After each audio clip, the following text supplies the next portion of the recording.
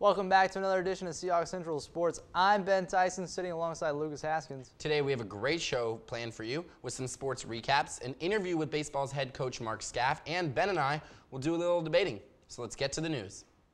The UNCW men's basketball team stormed back this past Saturday in one of the biggest comebacks in school history to beat Towson in overtime 95-93.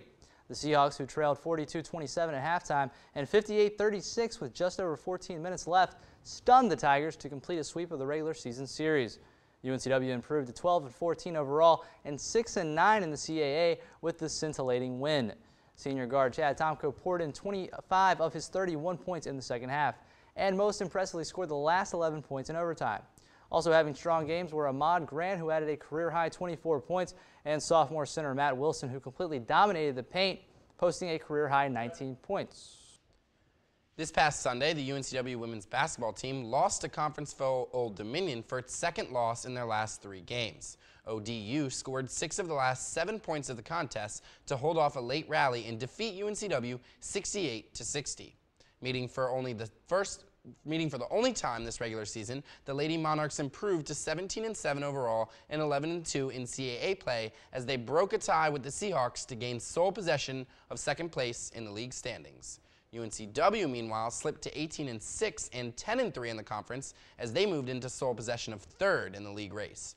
Senior Shadeja Green led 3 ODU players in double figures with a game-high 19 points.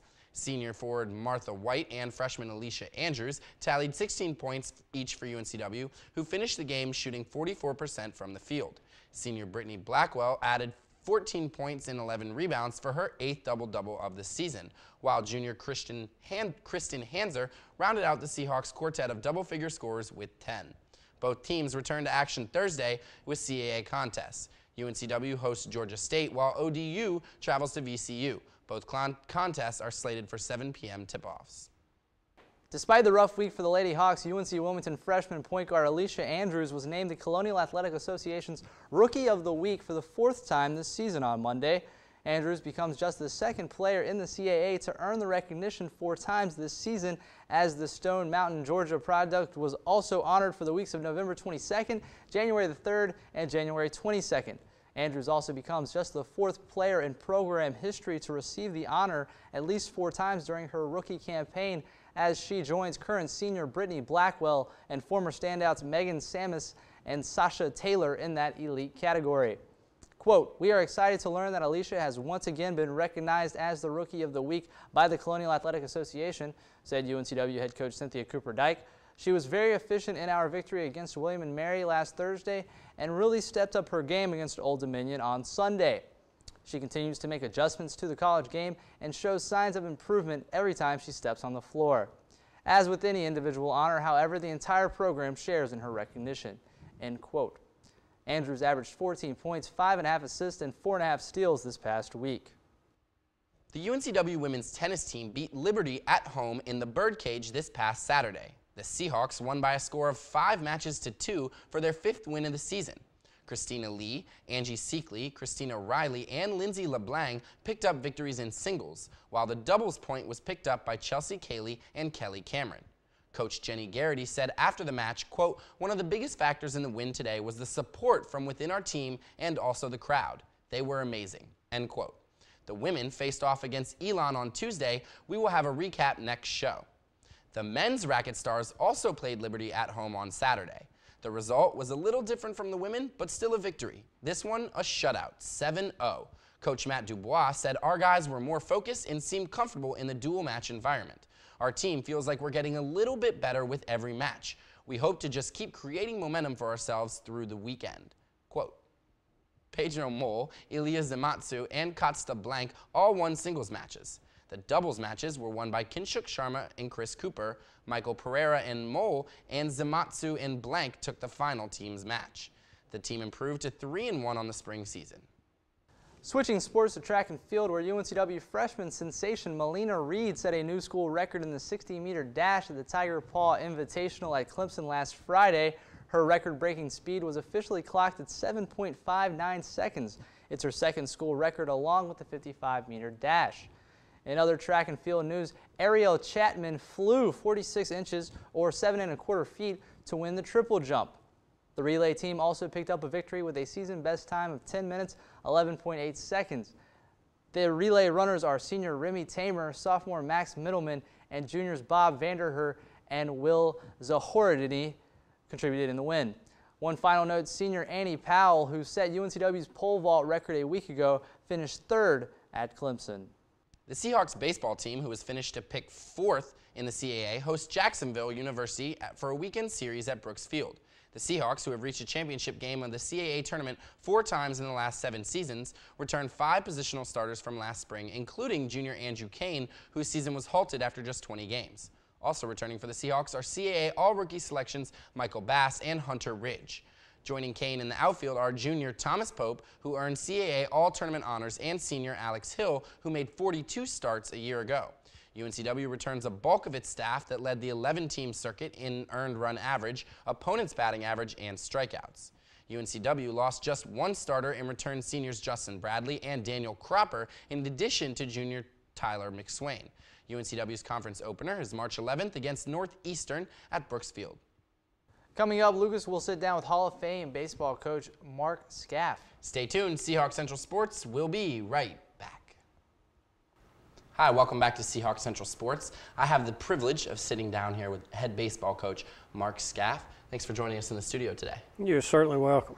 Now, Coach, you've been here for 20 years. You used to be a player here. You've had a lot of success. You've been Coach of the Year, won some CAA titles, and you've compiled 40-win seasons 5 times over the past 8 years. Why have you had so much success here at Wilmington? I have great assistant coaches. I've had a lot of good help from that standpoint, and those guys really work extremely hard on the recruiting end of it and the development side of it too once the players get here. And we've been fortunate to have some very, very good players and some players with talent that want to work and want to get better.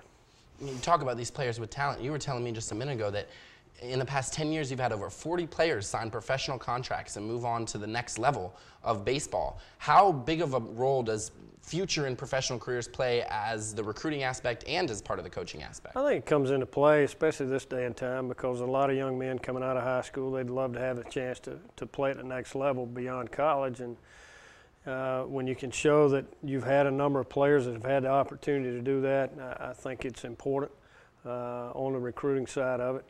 But that's really one of the furthest things from our mind and hopefully from theirs during the time they're here, because we don't want them to become selfish players. It needs to be a team deal, and if the team plays extremely well, and the years we've had very, very good years and had a number of players go out because of the fact that the team's played extremely well, and there's been a lot of scouts in to see numerous players, not just one. Coach, over the past 2 seasons, your team has, 2 postseasons, your team has faced a lot of elimination games and won them. I believe won 3 straight elimination games to get to the CAA finals last year. Winning those games, talk to me about what that means as far as the grit of your team, and how important is that in developing a team for the future to win games like that? Well, hopefully it's a plus for that year and in the future, because we want our players to understand that, we want to play 27 outs every day. And, if it goes beyond 27, we get into the 10th or 11th, and, we've got to be able to finish games and grind it out. No matter how well somebody else is playing, we've got to be able to grind it out against those guys and give ourselves an opportunity at the tail end. Coach, you were talking earlier about recruiting, and I noticed some of the recruits that you've signed, a lot of them are in-state and ranked top 75 North Carolina players. I think you have 4 or 5 coming in. How important is it to recruit in-state and recruit people who know about Wilmington? Well, for us, it's it's kind of a twofold thing. We're not fully funded scholarship-wise, so our scholarship dollars tend to go a little further with in-state recruits, and we like the players in the state of North Carolina. There's some very, very good players, but the difficult part is there's also 17 Division I programs in the state of North Carolina, plus you have Clemson, South Carolina, Coastal Carolina, and College of Charleston, and some others that will come into North Carolina recruiting, and Virginia Tech. So, you have to expand a little bit. You have to expand your recruiting base and try to bring some out-of-state players in as well to fill needs that you may not be able to fill in-state. But I think you'll always see our roster at least 75% in-state players. Do you end up developing a rivalry, or maybe not rivalry, but a little bit of competitive spirit with the other schools that are going after the same players as you year after year? You know, a lot of those guys are real good friends of ours. They've been in the business a long time, just like we have, and we all understand that no matter, you know, how many players you're trying to recruit, you're not going to get all of them. And you just move on. That's the great thing about college baseball compared to basketball and football. One plus is when a young man verbally commits to a college program in baseball, the college coaches tend to, you know, wish them well, and you back off and you go a different direction. Whereas football and basketball, they continue to recruit them until signing date. Now let's move on to this year. What are your goals and expectations for the season? Y'all made a nice run in the tournament last year, made it to the CAA finals. What kind of goals and expectations do you have for a relatively young squad? Well, in all honesty, you know, in our program, the goals don't change from year to year. You know, one of our goals is to win a conference championship, regular season as well as a conference tournament. The conference tournament, of course, gives you an automatic bid in the postseason. But you know, we're playing to win as many games during the course of the year as we can to put ourselves in a position for an at-large bid, which 2 of the 4 regionals we've been as at-larges. And then, you know, we want to be in a position to host a regional and win a regional and get to a super regional. That's the point we've yet to reach, and we want to get to that point in the very near future. Now, this past offseason, you lost some very quality talent to the next level. Do you have any players that you're hoping will step up, or maybe just the team as a whole? Where are you going to fill these gaps? You know, this club's it's a pretty interesting ball club. You know, we have a lot of new faces, but we do have some experience back on the mound in our starters, in Justin Bradley and Tyler McSwain, Daniel Cropper, Ryan Leach is a transfer that's come in, and you know, we're very confident in all of those. And from a position player standpoint, returning players, Andrew Kane and Michael Bass. Andrew was out 40 games last year, and you know, we're glad to have him back. But those 2 can be keys for us. But then you look at the new faces, and Matt Campbell as a transfer will play third base for us. Jake Koenig, another transfer, will play short. Ryan LaGrange, a young man right here in town at Laney High School, won a state championship last year. Ryan's played extremely well for us all fall and spring, and he'll be in the lineup early.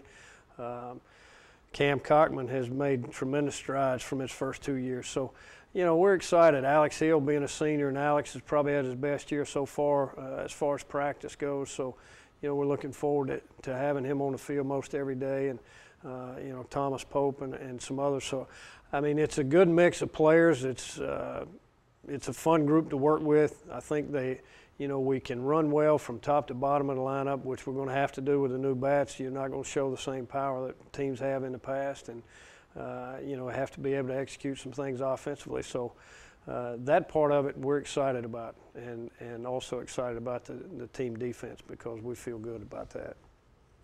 All right, well, I got time for one last question here, Coach. You've been a head coach for 20 years. You were an assistant coach here for many years, and you were a player here. You've been in the Wilmington community for a long time. What's kept you around here? I love the area. I love the university. My wife and daughters really enjoy this area.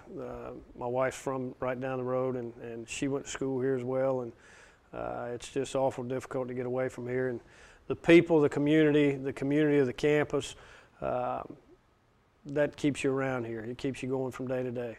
Yeah, speaking as a 6-year student, I know it's hard to leave this town. All right, Coach, well, thanks for stopping in today. That's all the time we have right now. Come right back, and Ben and I will kick around some sports topics for debate. Seahawk Central Sports will be right back.